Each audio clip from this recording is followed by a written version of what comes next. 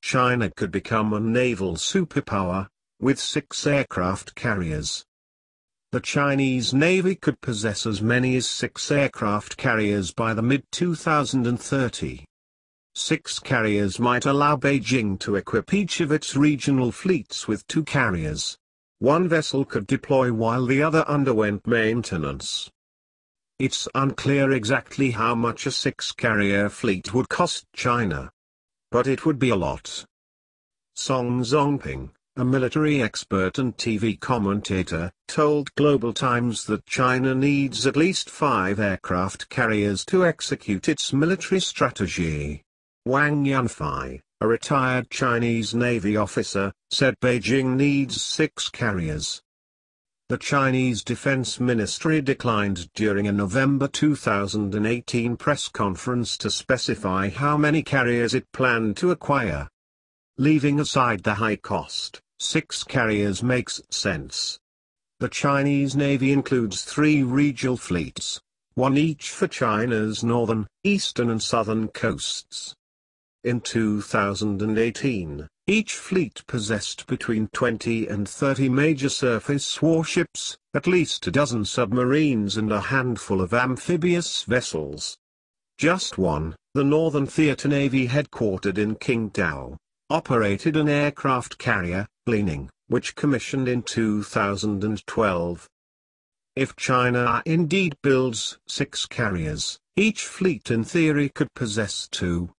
One always would be available for operations, assuming China follows the same kind of deployment calendar that the U.S. Navy does. The U.S. fleet plans to deploy 6 of its 11 carriers within 30 days of a crisis, plus a 7th within 90 days. Lining displaces 55,000 tons of water. Her power plant is non-nuclear and, for launching planes, she features a ramp rather than American-style catapults. Sister vessel Shandong, China's first domestically built carriers, began sea trials in 2018.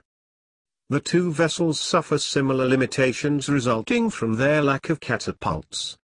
The ramp layout probably limits aircraft to a maximum launch weight of 30 tons. China's J-15 naval fighter weighs nearly 20 tons empty.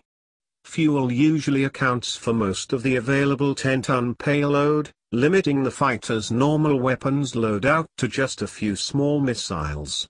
The U.S. Navy's carriers use steam catapults to launch aircraft weighing as much as 50 tons.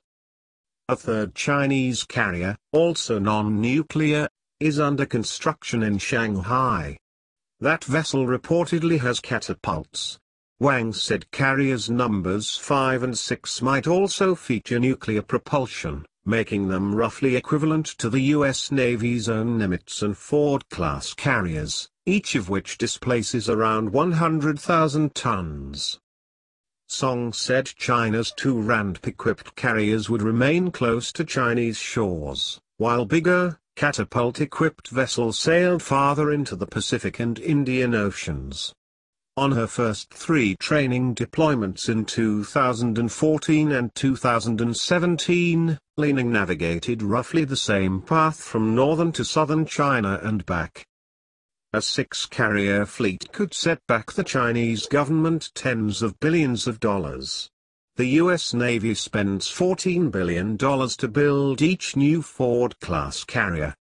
A Nimitz costs around $500 million per year to operate.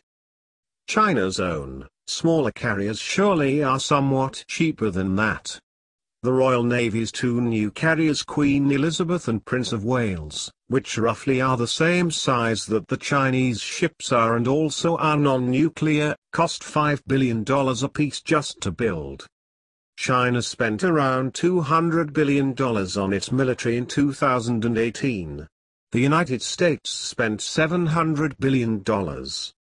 But, Washington and Beijing in 2018 actually spent roughly the same amount, for purchasing power. Thank you for watching. Please like, share, comment, and subscribe.